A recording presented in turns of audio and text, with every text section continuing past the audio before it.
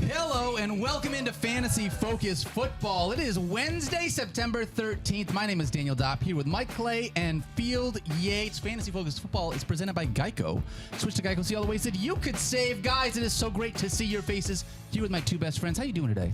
I'm doing pretty well. You made it, though. You made it. I did. That's the important part. You made it, Daniel. I was waiting for it. I caught the important part of yesterday's show, which was you weren't here. I appreciate you listening to the shows that you're not on, I did. Mike. I tune in once in a while when there's big news, like your me situation. locking myself good out of the story, car? good Right. The only thing in the football world over the past 36 hours. That was the big thing on yesterday's show, yeah.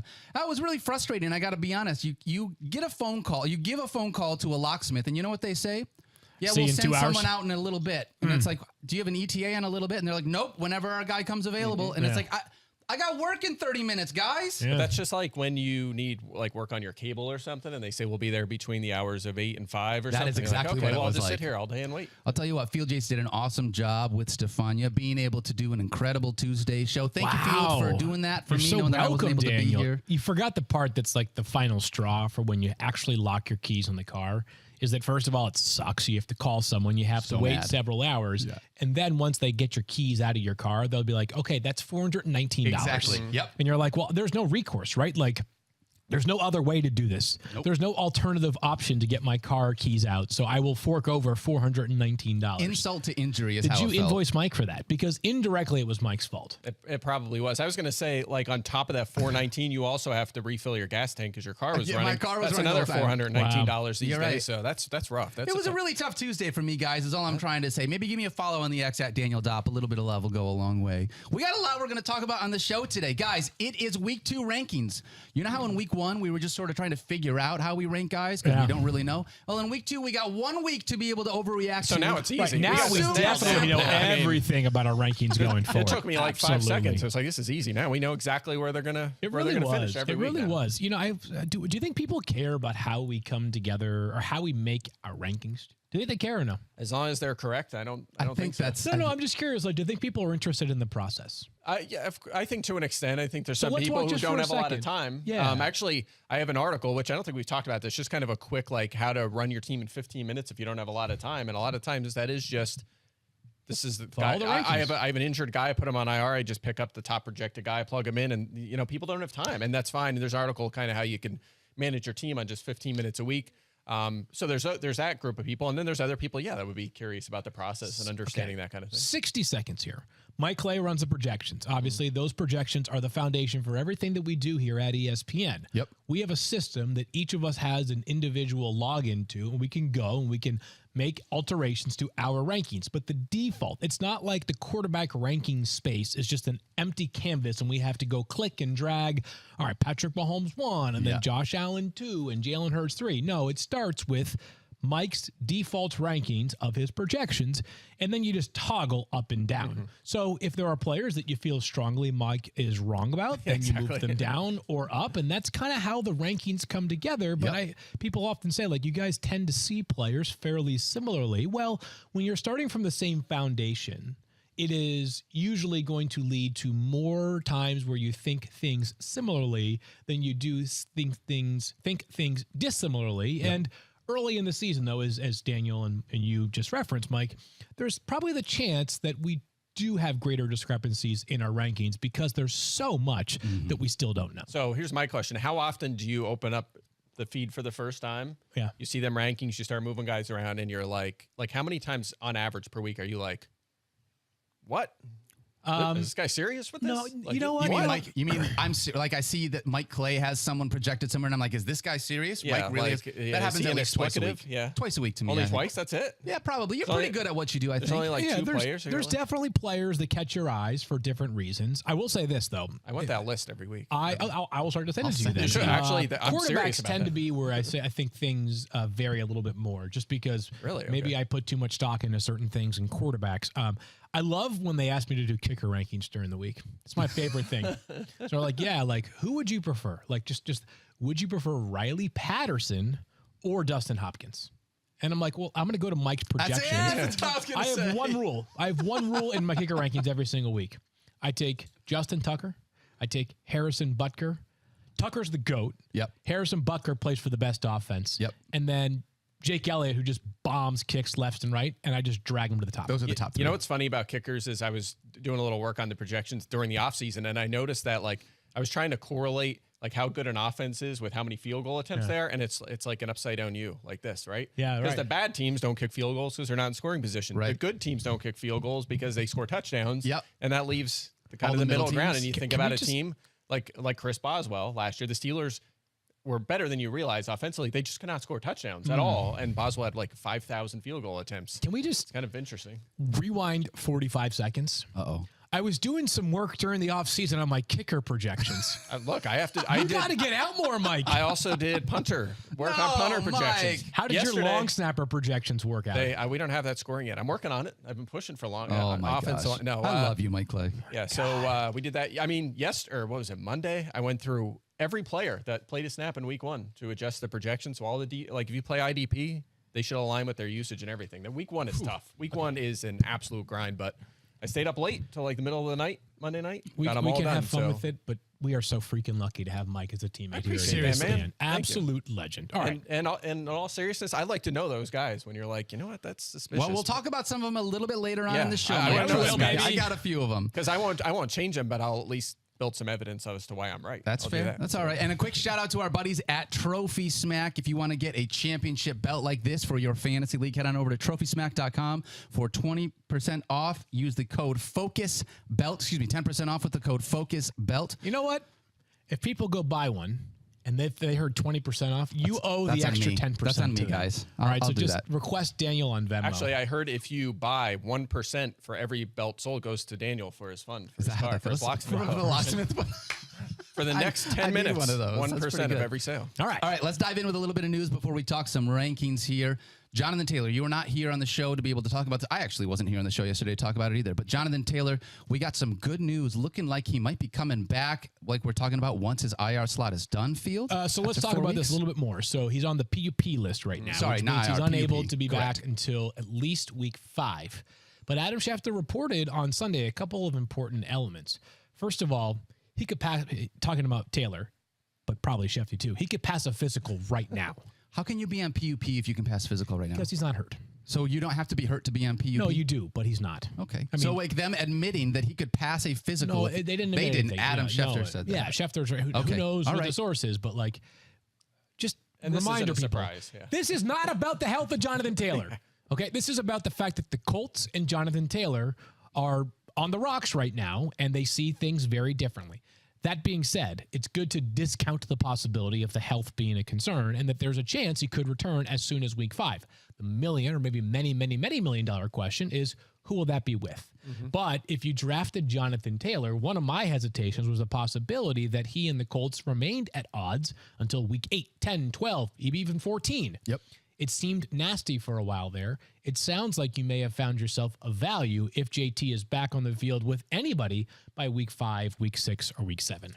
To get his contract to toll, he needs to report by what, week 8? He needs to play. Well, funny you say this. And this is the nerdiest thing we'll ever talk about in Fantasy I Focus. think this is so buckle interesting up, but because it's what's important. worst case scenario? Like he wants his contract to not toll. Right. People like who he don't wants, know what that means, yeah. toll means it just like this year basically just gets delayed to next year and does not count towards Jonathan Taylor's progress in his contract. Right, to get towards free agency. Believe right. it or not, and I've talked to people who have been as involved with the CBA as anybody could be.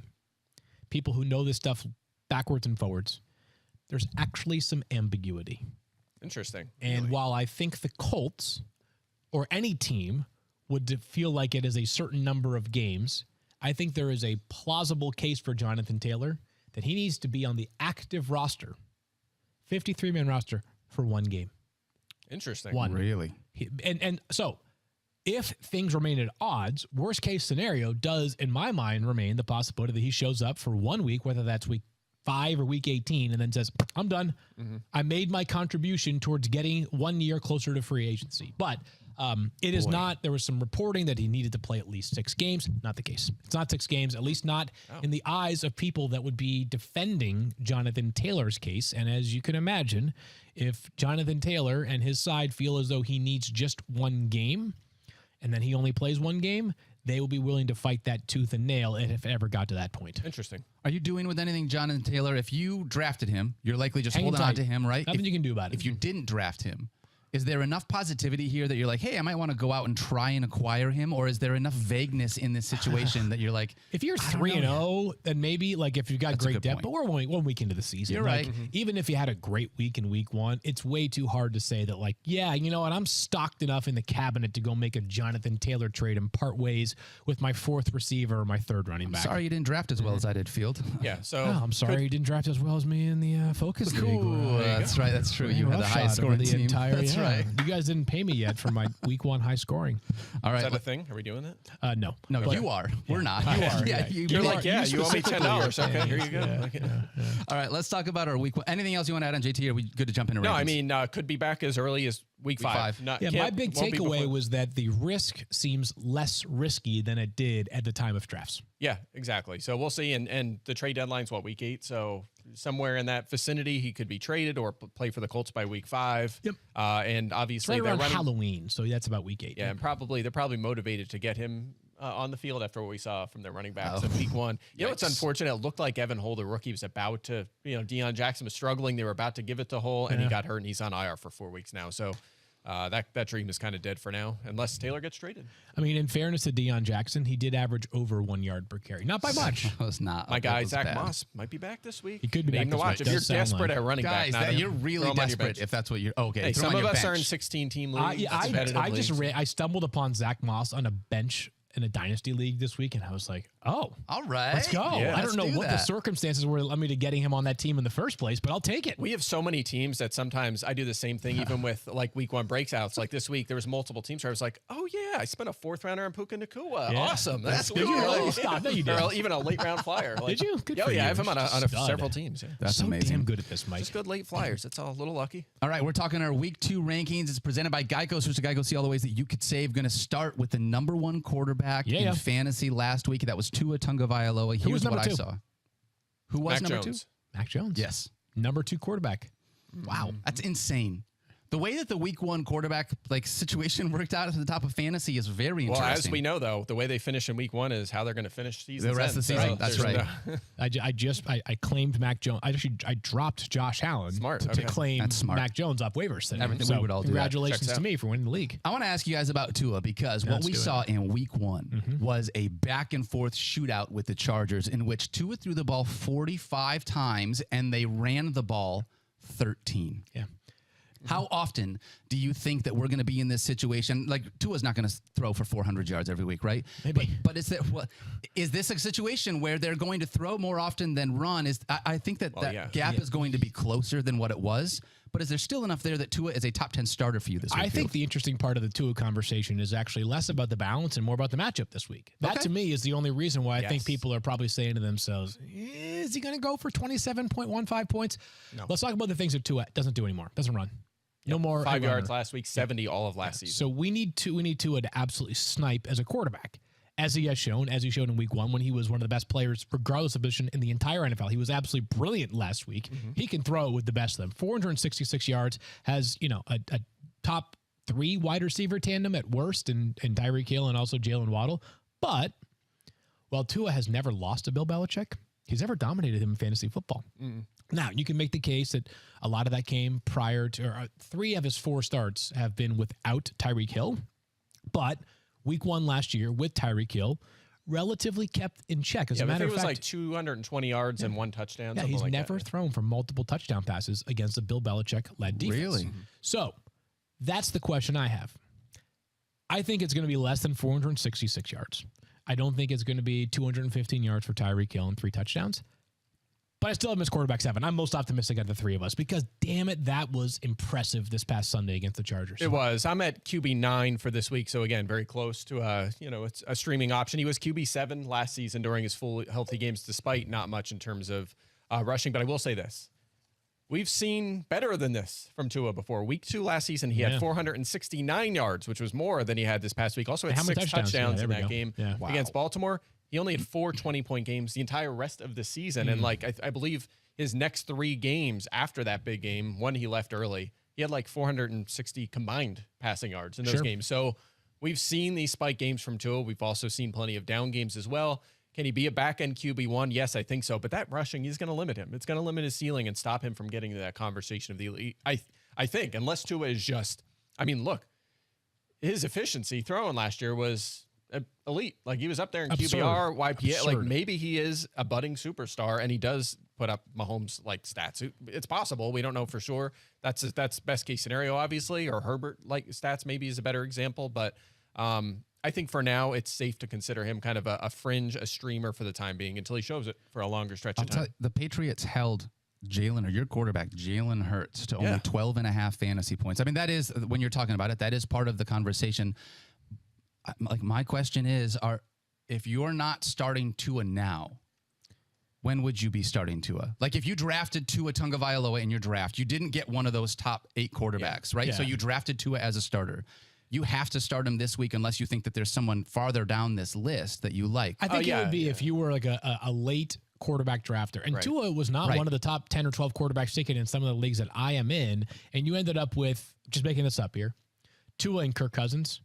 Like, it's a no-doubter in my mind, which you are starting this week, right?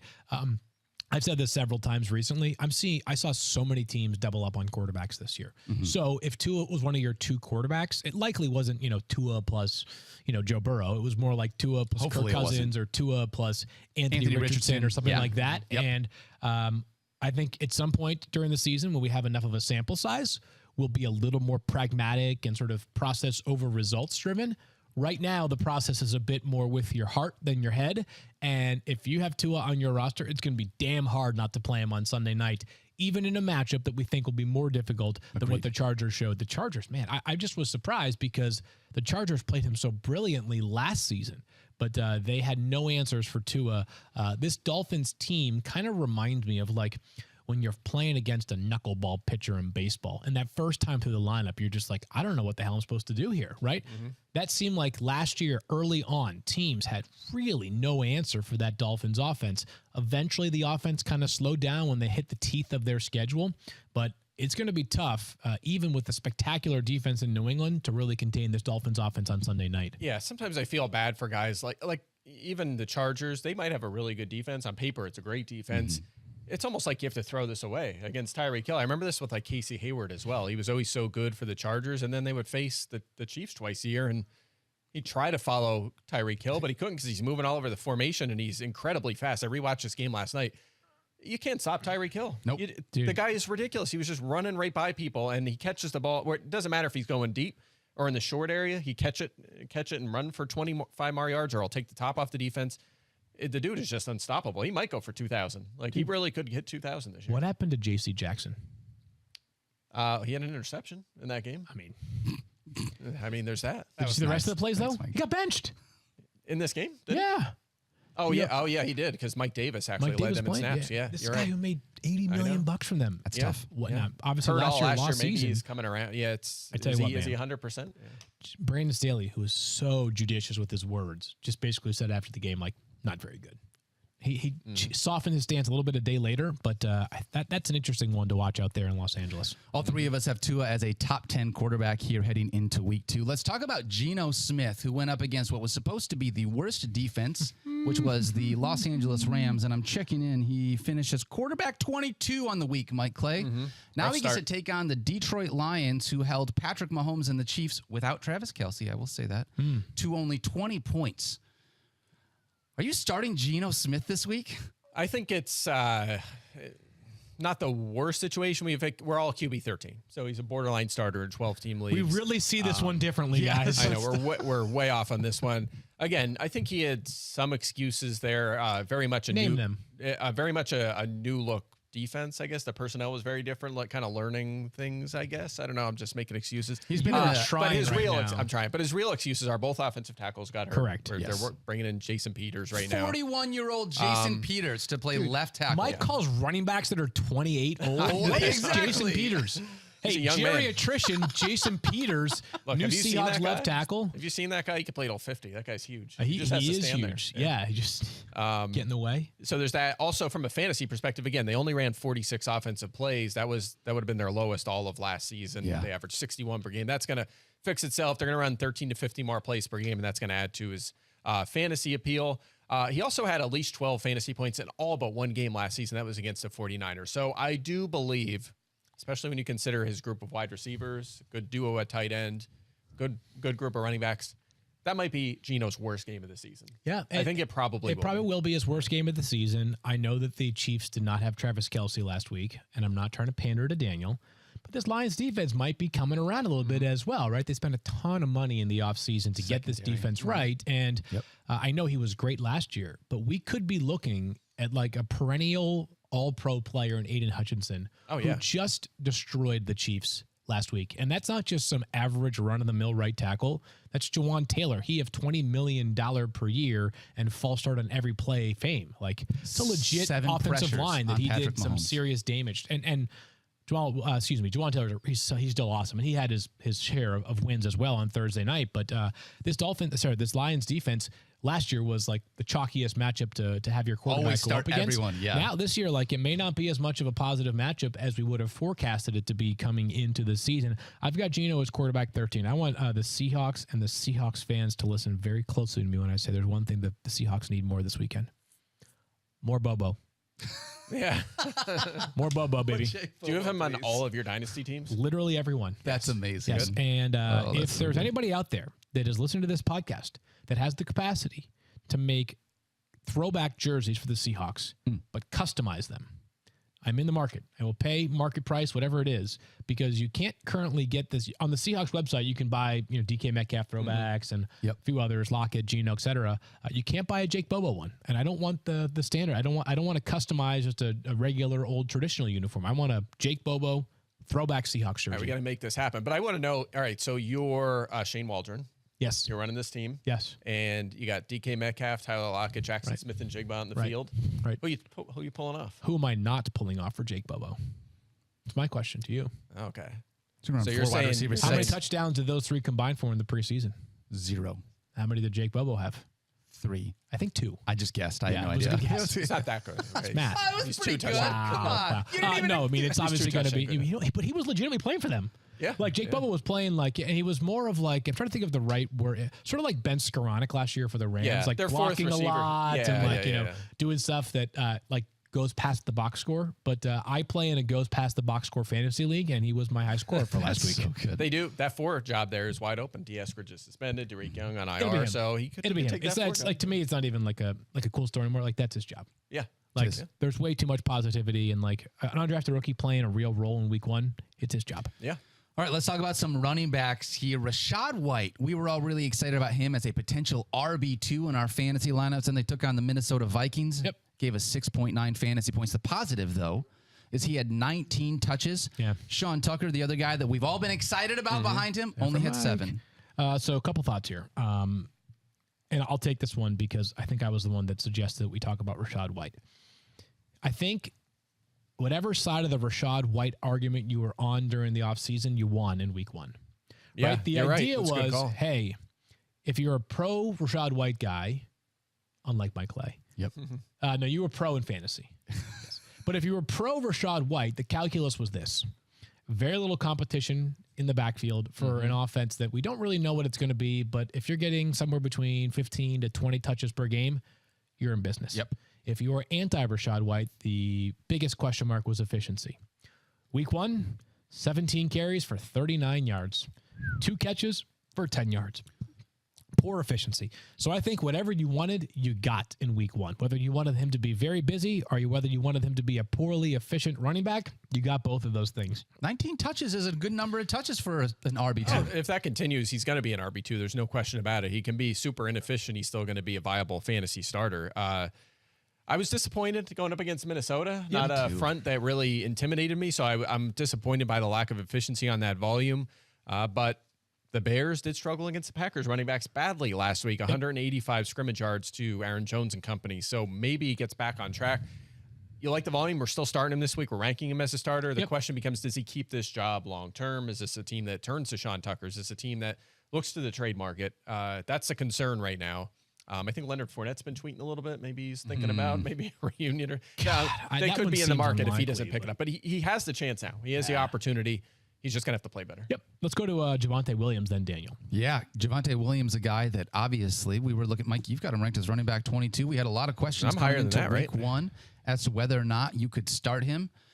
I think he looked pretty good here. Are you looking at a potential play here in week 2 as well? Are you all in now that he's back? Yeah, so I think my ranks on the sheet, well, I don't know. Where do I Whatever. What's your rank? Anyway, I have Javonte, I believe it's 17. But 17? I'm even more optimistic. This was one where I moved him down. Yeah, so on we talked about this Monday. Yep. I am buying on Javonte Williams, and here's why. He was limited in this game, supposedly. He played 28 snaps, and Samaje Perine played 26. So clearly limited to an extent. If he's fully healthy, we expect him to be have a gap between he and Perine. He had 17 touches and led the Broncos in targets in a game when he was limited. 5 targets. Now, I mean, he had 6 targets. I mean, for a running back, that's a huge number. So that was great, actually. His line was 4-5-6. His receiving line was 4 catches, 5 yards, and 6 targets. But again, if that sort of target usage continues, that number will obviously go up. We know that for sure. So I expect him to just continue to get his feet under him, much like Breece Hall, we're going to talk about in a second, and that role to continue to increase. So, and again, we expect a healthy Javonte Williams to play essentially an Alvin Kamara role, and that might seem like a stretch, but he basically did that in week 1 despite being limited. I'm in on Javonte. I think he's just going to continue to be healthier. He's going to play better. The touches are already there. I have a lot of optimism. So you go first, Daniel. I just want to say, I thought Samaje Perine just looked like a better running back than Javonte Williams in week 1. He had more explosive runs for more than 5 yards. He had more runs over 10 yards than Javonte did. Everything that Javonte did would just kind of felt it was fine. Samaje looked more sprightly to me. Samaje looked more sprightly than Javonte. I don't think I had a good grip on it to say definitively whether one was more sprightly than the other. One averaged 5 yards per carry. Your the other one averaged drink? No, your Mountain Dew. 3.5. Yes, that's fair. I would just push back on the Javonte Alvin Kamara comp only because, while targets are super valuable, all targets are not created equally. And basically, Javonte Williams was like, "Oh crap, I'm in trouble because the Raiders are generating pressure. Dump it off to you." And as we saw from the results, 4 catches for 5 yards. But that's not, I mean, I hear you. I totally hear you in the week 1 perspective, but this is a guy that is a plus player in the passing game. I mean, he was, 5th at running back in targets last year before he got hurt? I mean, that's an area where he is very good. So, and again, I expect him to just get better and better and better. Right. He's one of them guys that even when I was deducting games from him in the offseason, he was still projecting so well. He's just a good player, and there's such opportunity in this offense. So, I will say this, maybe I'm overestimating the Broncos offense. I think it should be about average going forward. They did not look like an average offense in week 1. It was very disappointing, but I remain optimistic. I'm not going to crush him for, a lack of rushing or receiving yards in week 1. I feel really good about the volume. I think Mike may have misinterpreted what this segment actually is, though, Daniel. It's not us talking about players that we disagree on our rankings. It's us talking about why you and I are right and Mike is incorrect on the rankings. Doesn't know what he's talking about. Yeah. Javonte, I'm a little bit lower on. So did you not get that note before the show? No, I didn't. I didn't get that. You didn't check your email. This actually is what we talked about, which is you guys looking at the initial rankings and picking out all the guys. Mike's still a flip-phone guy. It's very That's right. That's true. Yeah. I'm a little behind. I'm like 20 minutes behind on everything. All right, let's talk about James Cook here. I thought this was really interesting. James Cook in draft season. I know we're past this. I'm just going to say real quick. In draft season, James Cook was like a low-end RB3 for us for a real long time, and then right at the end, he started moving up to like that RB2 kind of conversation. Now, after week 1, he had 16 touches. Latavius Murray had 3. Damian Harris had 3. He was clearly the guy in this Bills backfield. He's now my running back 14 on the week field. How high is too high for James Cook? I don't think 14 is too high. I've got him at 16. Mike has him at 15. So we've covered a lot of ground there, 14, 15, 16. I wonder if the way that we were talking about Rachaad White in the preseason should have been flipped with James Cook, right? James Cook is like the mid-tier RB2, and maybe Rachaad White's inefficiency will net him out as like a low-end RB2 or a flex consideration, because Cook, I think, is a superior player. Those 6 targets on Monday were tasty, by the way. And do you have the snap count for Damian Harris or Latavius Murray? I don't have the snaps, but Cook played 60%, the other 2 combined for the rest. Yeah, so it was a pretty clear edge there for James Cook. And this offense was not humming on Monday night, and he achieved what he did, which is, I know, just 10.4 fantasy points, but to get 6 targets in a night where the offense was really not clicking, I thought was actually encouraging, all things considered. Yeah, we had more Latavius Murray and Damian Harris involvement in the passing game than expected, but And that was kind of the reservation with Cook. What was this offense with Josh Allen doesn't throw to the running backs very often. So you're very reliant on the carries. Sure. Would he lose goal line work to bigger backs like Murray and Harris? And that could still happen. Harris missed a lot of preseason time. He actually was outsnapped by Murray in this game. He could continue to ramp up. But again, I'm ranking him 15th. I feel very optimistic. I did draft him a lot, so I feel really good about the situation. Year 2, he looks bigger out there than I expected. I don't know if he put on a few pounds or something. That was kind of the concern, right? He was only like 199 or something, or 200 pounds. Would he have the size to be a 15 to 20 touch a week guy? I don't know if I'm allowed to say this yet publicly, but what the heck? Why not? It's just like, it's all part of it's actually going to be on Impractical Jokers. Like a little I love that show. Yeah. But bring back Joe. Dalvin Cook and James Cook actually changed jerseys, and that was actually Dalvin on the Bills and James on the Jets. So that's why he looks bigger. That makes sense. Okay. That checks out. Does it? That checks out. Kind of make sense now? I don't know, because I didn't. No. Yeah, sure. I don't know. I'm not going to say anything. Snap counts between those 3 running backs: 35, 8, 8. 35, 8, and 8. Wow. Just so you were asking about that. All right, let's talk about the Jets here really quickly. I need to tell you guys something. I might be the anti-Mike Clay. Oh, really? Yes, this is what I was hoping Daniel would ask me about, and I decided to ask myself instead. Interesting. Well, I was waiting. I had it set up, so I'm sorry I didn't ask you sooner enough. Last evening, I put a clip from yesterday's show, just talking. I kept it very simple. I'm looking for the engagement, right? Trying to get people to get, some likes going, some reposts, whatever we're calling it these days. Maybe some comments, just some feedback. Generally, things so like. So you're like 35 reasons you should add Puka Nacua on waivers this week. No, but like the engagement I'm looking for and also, is like here's my favorite fast food chain. Right, correct. Yes. More, but like whatever, I just what I posted was Breece Hall star, and that was it. I left it simple. I was hoping for feedback to the effect of like, wow, Field, like you really are the perfect fantasy analyst. Like if you retired today, it would be like John Elway going out after 2 Super Bowls. Like you're the GOAT. Like, Did you get a lot of that? I got, I mean, like I would take more in follow-up tweets. So like always feel free to like just say that to me. Field Yates. He was on his burners messaging himself. Anyway, so I post Breece Hall star. They're simple. Let the people decide what they wanted to make of this video. Holy cow. Last night, I'm sitting there feeding the baby in the middle of the night, open up my phone, which probably was a bad idea because the baby went back to sleep and I couldn't fall back to sleep. Get a little notification on the Twitter. Breece Hall started following you. Stop it. No way. So stop. Am I the anti-Mike Clay? I asked the question. You guys give me the answer. Maybe I need to be more positive so I can get followers and not angry DMs on Instagram from running backs. I'm too negative. Buzz Killington role is not working out for me. I know. That's so good. So today, when the Javonte Williams conversation gets clipped off and Jackson sends it to you. Tag Javonte in say there. Javonte Williams. What do we think? Like, I have it for you. Ready? Okay. Javonte Williams, modern day combination of Barry Sanders, Marshall Faulk, Jim Brown, and Edgerrin James. Yeah, we can use that that infamous David Montgomery graphic. So good. And then just put like Javonte over, just write it over David Montgomery's name or something. That's it. I mean, that's who he is. He's everything you want in a running back. If people don't know that David Montgomery graphic, just Google it. I'm sure it's somewhere on like the social athleticism media. of Saquon Barkley, the shiftiness of Barry Sanders. So good. I don't know. Yes. Love it. I really love Breece Hall, Field, and after watching him look unreal in limited touches, 10 carries for 127 yards. I want this kid to be healthy so he can be in my starting lineup. Yes. Are you still playing him in fantasy as a potential flex play given what he did? I'm highest out of us 3. I've got him as RB25, and he played just 17 snaps last week. So that part's discouraging. 17. That number I think will go up a little bit. I don't think it's going to be 37 snaps, but I wouldn't be surprised if it's 25 snaps this week. What we did see last week, and maybe defense will get onto this quicker sooner than later, was that when Breece, that too, he's very fast, but when Breece Hall was on the field, he got the ball last week. They're going to have to probably have him on the field, not getting the football at some point so the defenses don't know what's coming.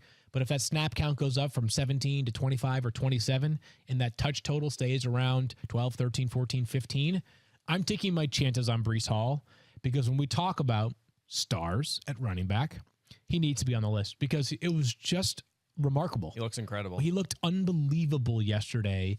I don't have access to next-gen stats, so maybe if someone's listening to this that does, or maybe somebody that's smarter than me does, I wonder who the fastest ball carrier of the week was, and it wouldn't stun me if Breece Hall was near the top. Yeah, he was. That was in training camp on Hard Knocks. They were clocking him, and he was like, as soon as he came back, he was over 20 miles an hour. 21, 23, something like that. Yeah, it's incredible. Yeah, you're right. 11 touches on 17 snaps, 26 snaps for Dalvin Cook, and also 12 for Michael Carter. That's a number that could maybe come down a little bit, but they're mixing him in as well. So that's why I'm still, chasing the volume. It's so hard to be a regular fantasy starter, but it's also hard to bench him right now. So he is one of the trickier guys to rank. Also playing Dallas, this is going to be a very tough matchup with serious quarterback concerns. How many points are they going to score in this game? By the way, you reminded me of there's a point late last season where the Raiders had thrown a pass on every single Amir Abdullah snap of the season. It was like, if he's on the field, if he's out there, just back up. That's a Josh McDaniels thing, right? James White used to always be that way. It was like 82% pass with James White on the field. Abdullah was like 100%. 100%, that's carries. amazing. Yeah. So anyways, I think this also comes back to the heart versus head thing in week 2 of the NFL season. Yeah. People are going to play with their heart more than their head sometimes. I'm going to be starting. I have a lot of Breece Hall dynasties. I'm going to be starting this week. It's just too hard to bench. I've got this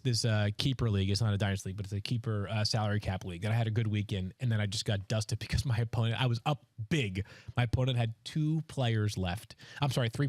Dallas defense. Tyreek Hill, Stephon Diggs. Oh, going into the That's 4. tough. 4 o'clock games. So we both tough. had like a huge 1 p.m. plus some Thursday night action, and then I just got dusted. By the way, sorry, I jumped on you there. 2 Monday night games this week. Yeah, let's we go. Talk about that Next week, yeah. One at 7 o'clock, one at 8 o'clock, so I don't have to stay up until 2 a.m. to watch both of them. Guys, I don't have to feel bad about the fact that I'm going to fall asleep. Like, I am 0 for whatever the number is right now on primetime That's games. okay, Field. It's That's so okay. bad. Guys, I'm sitting there. I'm so old. I'm such a dad. Shout out to our guy, JJ Zachariason, who does this all the time, like late East Coast dads. Mm-hmm. It is so I'm pathetic. 1 a.m. is like that doesn't exist to me other than feeding the baby. Even like 11:45, I'm like sitting there on the couch and I'm like, holy crap. Like I might blow up. I would have assumed, honestly, that you watched the Monday Night Football game and kind of fell asleep at halftime like a lot of people did, and then woke up at the end when it was like, Jets win! The Jets win on the punt return! And like that's what woke you up, was the touchdown screaming at you. No, Monday night was good because of the Aaron Rodgers thing. Sunday night I was not good, and I fell asleep and I was like, oh crap, it's 26-0, and then I woke back up and it was like, it's 40-0. Didn't miss a whole lot then. I'm just saying, I was up till like 2 on Monday night doing all the. Oh my gosh! I stayed up after the game doing the IDP projections. Some of us, here's the thing. Some of us grind. Right. Some of us care about doing their work.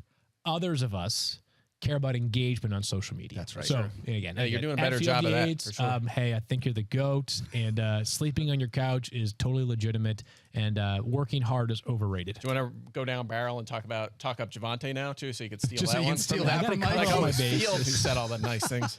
All right, we got one more running back to talk about here, and then we're going to take a quick break. Brian Robinson. Mike, you talked about running backs with volume. Yeah. Brian Robinson had 20 touches. You know what Antonio Gibson had on Sunday? He had a lot less. He had 4. Yes, he did. Chris Rodriguez had 3. Brian Robinson, clearly the guy in that backfield. Is he somebody that we can trust, though, in our fantasy lineup? I'm not there yet. Denver allowed the Raiders, who have Josh Jacobs, who's pretty good. They had 50 yards and 20 carries in week 1. They did a very good job against him, so I'm not going all in on Brian Robinson yet. But you look at the usage between Robinson and Gibson. Now, Gibson did have an early fumble. That could have been Didn't help. Yeah, certainly. 38 to 24 snap edge. Do you think that's what that was? Yes. Okay, so it was 38-24 in snaps. It was 19-3 in carries, which we expected to be closer, but not a total shock. Yep. 2-1 in targets, and edge went to Robinson. That was a surprise. That's a How about surprise. this? This is the big takeaway for me. The routes, 15 run for Robinson, 16 for Gibson. Yeah, Pretty much a split. That gap needs to be wider for Gibson to be on the flex radar. It's a very good sign for Robinson, and also kind of aligns with the preseason, which is they were using them on all 3 downs, both backs, not kind of splitting it up how we expected. So this could get back to what we expected at some point, but for now, some optimism for Robinson, a guy that we can rank a little higher, feel a little bit more optimistic about as a flex option. We're going to rip through wide receivers in a second. My only thought here is that the 2 people in charge in Washington, head coach Ron Rivera and offensive coordinator Eric Bieniemy, both players in their own right. They both played in the NFL. Mm-hmm. They're old school. Brian Robinson is such the kind of player that an old school coach is going to love. Mm-hmm.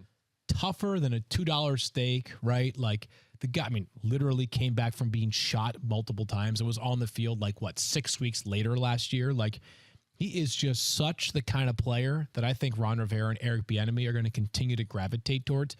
I'm not saying Antonio Gibson is not that kind of player, but Brian Robinson is that kind of player in spades. Wouldn't surprise me if he is, like, at the end of the season, if you were telling me he's like 8th in carries, I'd be like, yeah, checks out. I was just going to say, this is very much shaping up like the Chiefs last year, where Robinson is the Pacheco and McKinnon Gibson, where he's not going to play as many snaps, but he's going to catch some touchdowns. Sure. We saw that in the preseason as well. And then I guess, maybe CEH gets a couple touches. Maybe Chris Rodriguez got a couple touches. Rodriguez like got almost as many as at this Oh, point. man. Yeah. All right, wide receiver talk in a second, Yeah, Daniel. we're going to talk about some wide receivers in a second, but first, Field Yates. Geico asks, how would you love a chance to save some money on insurance? I would love to. Of course you would. When it comes to great rates on insurance, Geico can help, like with insurance for your car, truck, motorcycle, boat, and RV. Even help with homeowners or renters coverage. Plus, add an easy-to-use mobile app available 24-hour roadside assistance and more. And Geico is an easy choice. Switch today and see all the ways you could save. It's easy. Simply go to geico.com or contact your local agent today. Have you ever dreamed of hitting the road in your very own customized Mercedes-Benz Sprinter? Nightly. Yes. Following college football all season long, hitting all the biggest games in college football's most celebrated stadiums. Yeah, at ESPN, we dreamed that dream. And with the help of Mercedes-Benz, we made it happen.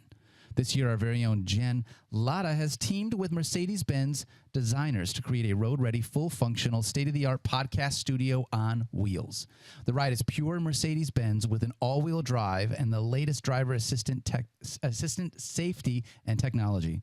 Podcast studio must be seen and heard to be believed. A spacious and chill conversation space with mics, cameras, and the mixing board to capture all the action. On board, Jen Latta will be interviewing some of the biggest names in college football, and points to Mercedes-Benz for always bringing some extra. Out back of the Sprinter, they're innovating, pushing the science of the tailgate, complete with a grill, cooler, TV monitors, and more. This is #VanLife meets the fan life. To get an inside look at this one-of-a-kind, blow-your-mind collaboration and how it came together, visit mbvvans.com/SprinterLabs. That is mbvans.com/SprinterLabs, the Mercedes-Benz ESPN College Football Podcast Sprinter, coming soon to a game near you. Whatever you're looking forward to this season, there's one thing that pairs well with every great moment. An ice-cold Miller Lite. Yeah. At just 96 calories a can, Miller Lite is the only light beer you'll want to celebrate with all season long. So whether you're at the stadium, playing fantasy football, or watching the game at home or at the bar, Miller Lite is here to make your football season taste like Miller time. From kickoff till the clock runs out, you can't go wrong with a Miller Lite in your hand. It's the only light beer with a taste worthy of our national obsession. Because what's the point of having a beer if it doesn't taste like, beer?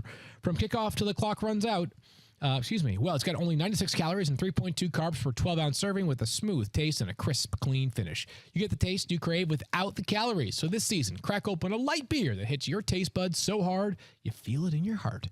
Make your Miller time all season long. Get Miller Lite delivered right to your door. Visit MillerLite.com/FFF, or you can find it pretty much anywhere that sells beer. Celebrate responsibly. Miller Brewing Company, Milwaukee, Wisconsin. 96 calories and 3.2 carbs per 12 ounces.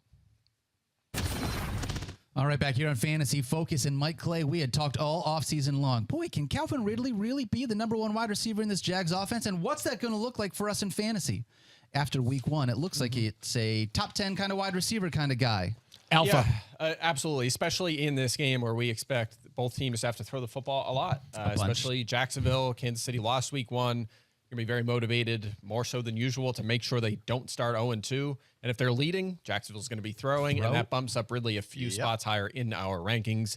Great week one, 11 targets. It was 4 more than any other Jag. And again, we thought the biggest threat to his targets was, Christian Kirk. He's third in line. Zay Jones is ahead of him, and that's not going to change, it doesn't sound like. So Ridley, certified at least fringe wide receiver one going forward. He could potentially be ranked here going forward the rest of the season, depending on how week 2 goes. Would not be crazy. Freaking value. Not crazy to think about him being a top 10 wide receiver the rest of the year. Not at all. Who was the player that we debated with David Presley over him taking in the preseason? Our producer, Dave Presley, was it Chris Olave? It might have been Chris Olave. It was like he took him over. Maybe it was Jalen Waddle. Yeah. Jalen Waddle, right? Oh, it was one of those. Jalen Waddle, Devonta Smith, one of those Waddle, guys. which, by the way, a 1 week in Could be a toss-up. looks like a pretty competitive race there between those two players. By the way, 1 week in, and 5th round rookie Puka Nacua is the best wide receiver in football, not named Tyreek Hill, it feels like. Ever, yeah. 15 targets in week 1. He had 10 catches. He just absolutely smashed. He had 119 yards. He has cracked all of our top 30 this week. Well, actually, you know what? Mike hates him. He's got him as wide receiver 33. You know, I do. So it's the 49ers defense, right? Like that's part's concerning, yes. And also, here's the thing, okay?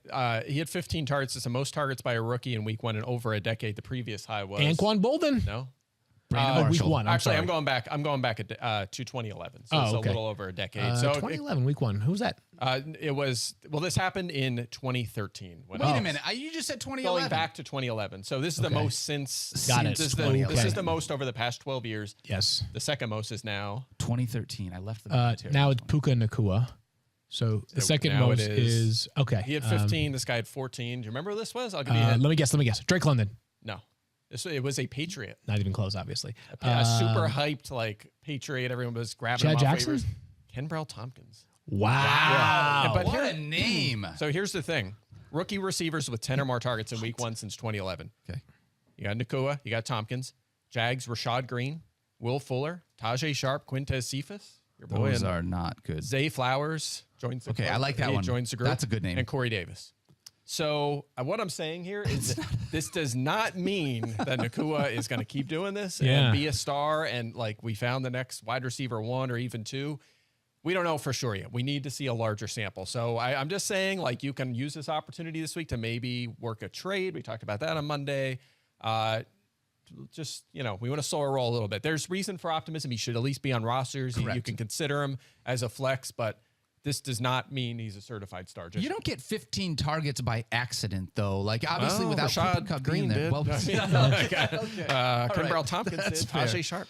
He was, like, Matthew Stafford looked his way. He looked very trusted. I went back and watched all of Puka's catches. I almost said Cooper.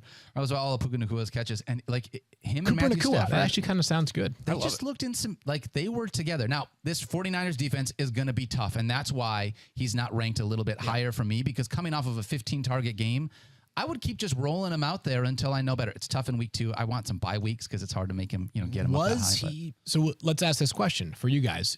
Was he the number 1 waiver ad last night, in your opinion? Yeah, I think so. I went back and forth with someone this morning who had a top priority on the waiver wire, and the question was, are you getting 3 weeks max of utility with Nacua? Because if Cooper Kupp's back in week 5, what is Cooper Nacua going forward? And I'm calling him that. Cooper Nacua. Mario? Nacua. Sorry. My God, Mike, sorry. I didn't mean to mispronounce it. That is the conversation, right? Because I really liked Nico Collins, rostered in just over 55% of leagues. Guy had over 11 targets as well. That's what percentage? 55%. 55. Thank you. And that's another guy. Like, I would almost rather go with a guy like that, who I feel like is going to have a season. Nico Collins. Oh, yeah. A season's worth of at target share rather than Puka. The question is, the first couple of weeks, there's a chance that Puka continues to see double-digit targets. So that's sort of the question when you're looking at the waiver wire. Yeah, I don't know when Cooper Kupp's going to be back. I do find it hard to believe that they're going to have space for 2 receivers if Cooper Kupp is his usual self in this offense consistently. Yeah, I think if he's the real deal, he will be a fantasy starter. Also, Matthew Stafford looked great, and he's one of the better quarterbacks in the league when healthy. Also, I stand by my concerns with the defense. They're going to have some bad games, I believe, and if that's the case, then the Rams are going to have to throw to stay competitive, and that's going to open up the opportunity. So I disagree. If Stafford's healthy and plays well, I think they could support 2 fantasy starters. Okay, let's rip through more. Is that why you're the lowest on him, Mike? Let's talk about Michael Pittman. You meant 49ers. Did you see the 49ers defense? The 49ers defense was really good. They were really good. All right, let's talk about Michael Pittman here. He looked fantastic in week 1 with Anthony Richardson under center. Yeah. 8 catches? 8 catches. 97 yards, 1 touchdown on 11 targets. Tell you what, that's the only here are a couple things that matter to me. He's going to dominate targets in this offense. The fact that they trusted Anthony Richardson to throw the football 37 times in week 1 was awesome. Who's the second best receiver on this roster?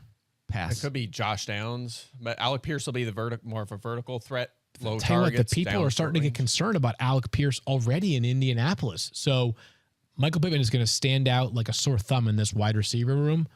Love the opportunity here for Michael Pittman being a value going forward. Yeah, they called adjusting for game script, they called a pass-first offense, which was not the expectation. A lot of volume for the passing. If that continues, Richardson will be a star. Pittman will be fine.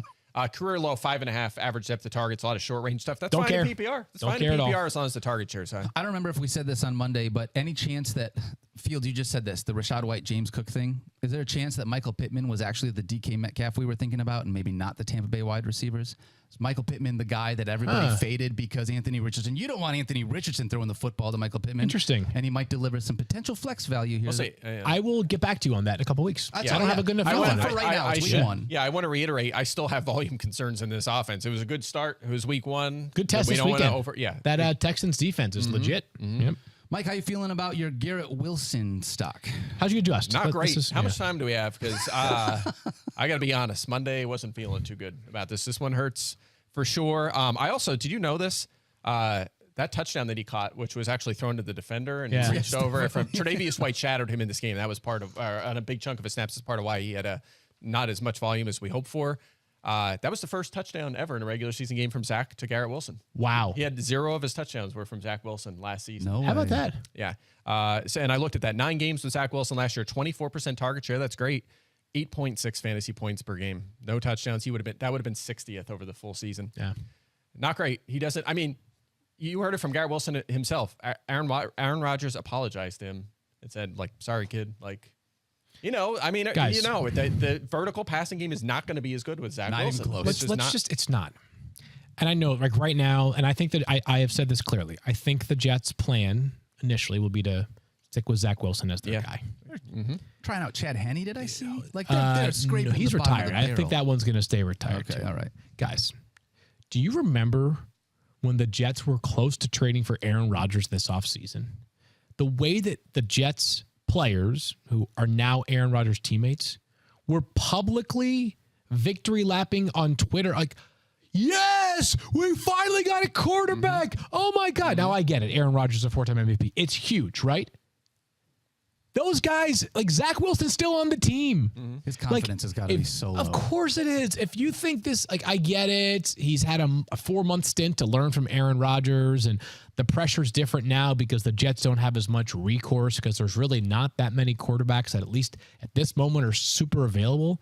But if you think Zach Wilson is all of a sudden a reformed player because of a couple of months learning behind Aaron Rodgers, just watch the game again on Monday night. It was still, I mean, it was not exactly a super inspiring performance. So I've got Wilson as closer to, I've got him as wide receiver 15 this week. I kind of feel like that's where he's going to settle in weekly, as opposed to the hope that he might be wide receiver 5 on a week in, week out basis. Could be even lower. And they're playing Dallas. So he's going to be on the perimeter. He's going to see Trevon Diggs and Stephon Gilmore throughout this game. So it is another really tough matchup. Am I the only person in a super flex league that are all the quarterbacks we're taking that put down way too much money of my fab on trying to get Zach Wilson as a quarterback? Did you guys? Because when you're in a super flex league, all the starting quarterbacks are gone. Like there is some every starting there. quarterback should be rostered. Exactly. I don't know about too much fab, but yeah. Well, it's like, how much do you spend on? So it's tough. Yeah.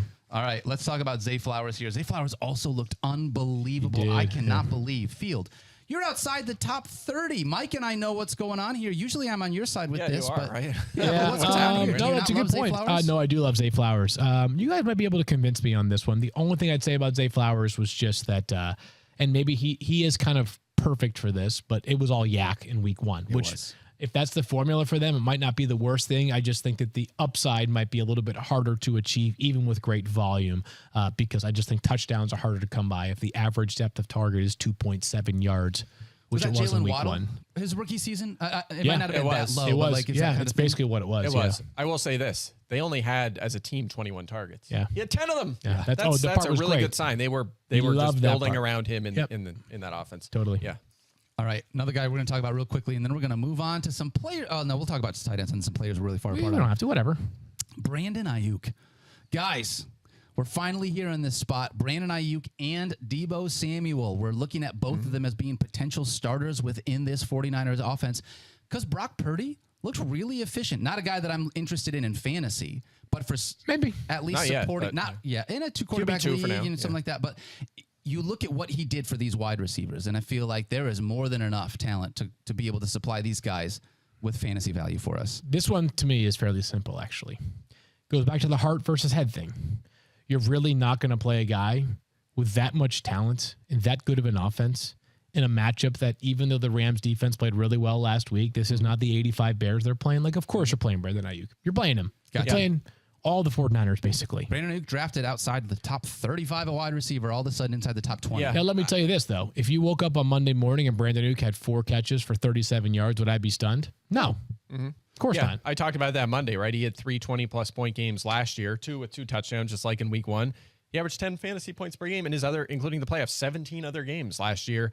He also had 7, 8+ target games last season. He had 8 targets in week 1. So we've seen this before. The question now becomes, can he do this most weeks? Yep. Which is what we need for him to be a lineup lock, or is he going to continue to be boom bust like he's been throughout his career? Guys, that's the question. We already knew this. This is if you know you're going to have that up and down nature within this offense, aren't you going to also have it with Deebo Samuel? Yeah, but maybe. So if you have that, would you rather spend a 5th round pick on Deebo Samuel or the 9th round pick on Brandon Aiyuk? I'm not convinced I'm not convinced you're going to have nearly as much of an up and down nature with Deebo Samuel as you might with Brandon Aiyuk, because as recently as 2021, there was a sample in which we saw Deebo Samuel be the guy in this offense and the highest scoring receiver in fantasy football. Not in this offense. No. Okay, we'll find out. Offense, but we'll find out. We'll find out. Yeah, we have that board bet already. Let's talk about Drake London.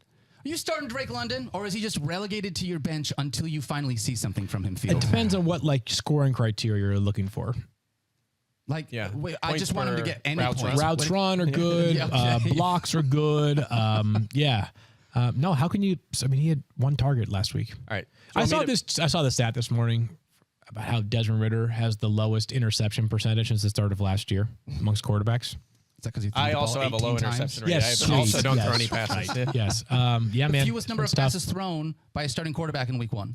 It was. Do you want me to give you well, first of all, I'll give you a negative point here for this week and then a positive point. The negative point is he's likely going to try the Jair Alexander shadow. He shadowed DJ Moore last week, and you may recall Moore 25 yards in that game. Here's the positive. I look back at the 4 Ridder starts last year because I was like, man, a lot of volume then. Yeah. 33% target share in those 4 games. That's 9 per game. So you can't say, well, it's such a low volume game. 9 targets per game in those 4 games, 8+ in all 4. He was 10th in the NFL in targets during those 4 games and was 21st in fantasy points despite 0 touchdowns. So this could be a fluke, right? They're going to use London. It's going to be better days are going to be ahead for him. They didn't run a lot of plays in this game. They ran the ball. They had a lead by 2 touchdowns or at least a touchdown throughout most of this game. I did reduce him, obviously, because that was scary what we saw last week, and they're still going to run it a lot. But there is some reason to expect him to at least get back on track. Makes me sad. Yeah. I want to talk about one more guy. Do you guys mind? Can we ditch the tight end talk and instead do the players we're far apart on? That's exactly what I was doing. Tight ends, Jake Ferguson, it's interesting, but not a guarantee lock. And those are still tight end twos. We're going to talk about Zach Ertz and Jake Ferguson, who are going up and not startable yet. All right, so then here's where it's at. Why are you guys cowards about George Pickens?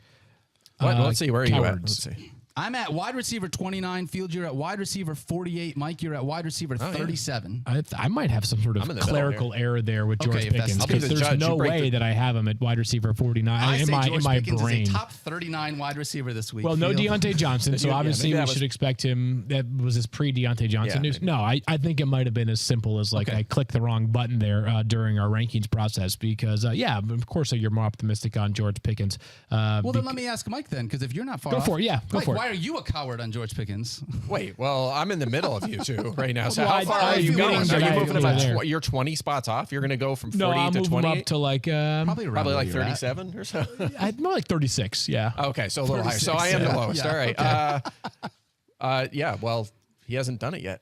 I mean, that was his most targets since week 5 of last season. He had 36 yards in this game, and Deontay played a chunk of that game. But look, I love the skill set, but we need to see the performance. I think for now to call him a flex, I have him ranked as a flex. I think that's totally fair. Allen Robinson was soaking up targets. Calvin Austin was soaking up targets. Do you think that Allen Robinson will continue to soak up targets this week?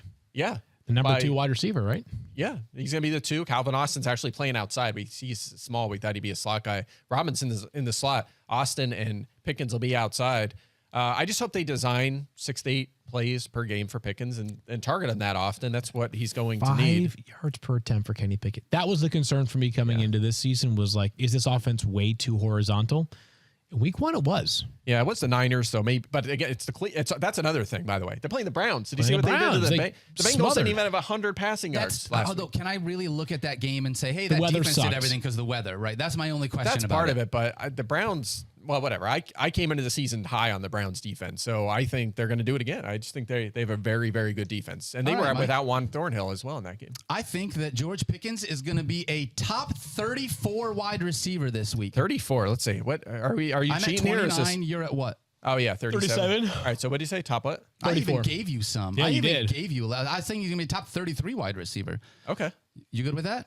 Yeah, whatever you said. I think trust you. George Pickens will be a top 33 wide receiver here in week 2. I think George Pickens will not be a top 33 fantasy receiver in week 2.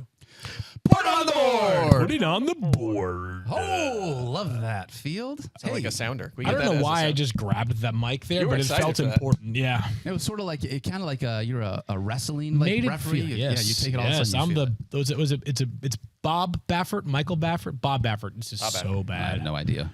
Bob, I'm sorry if you're watching this right now. So that's basically a touchdown bet. If he That scores, it's basically, over. yeah. You won. Yeah, that's how it works. All right, really, we don't have a whole lot of time left. Field, do you want to give one more player that you It's like? not Or do you Bob wanna... Baffert. I'm completely. Bob Baffert's the horse guy. I'm such an idiot. Who are I'm you? thinking of the guy, the ring announcer. Let's get ready to rumble. I don't who is think you're that? I allowed to don't say know. that. Michael Buffer. There it is. Michael, that's it.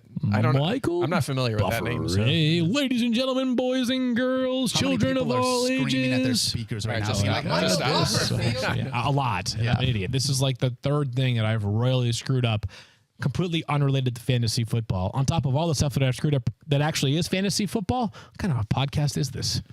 Not a comedy podcast, I'll tell you that. What's that going to be? What? Took it right out of my mouth. I was moving up the charts. We're merging way too fast. What? Gosh. We're moving up the comedy charts too. It's Yeah. so good. That's going to do it for us today. We got a lot more rankings conversation we're going to keep on doing throughout the week. We got the squirrel report that is coming out. Make sure that you send us some voicemails, guys. That phone number is real. Go check it out on my Twitter.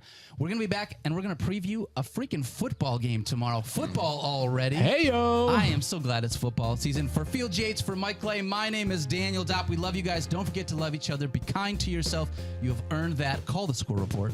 We'll see you guys on Thursday. Can we make sure? Okay, just go to the comedy section of wherever your podcast. Rate, subscribe, review. Best comedy podcast I'm not ever. familiar with the Squirrel Report. Is that a Shadow Report parody? It is Wow. close to that, yeah. Yeah.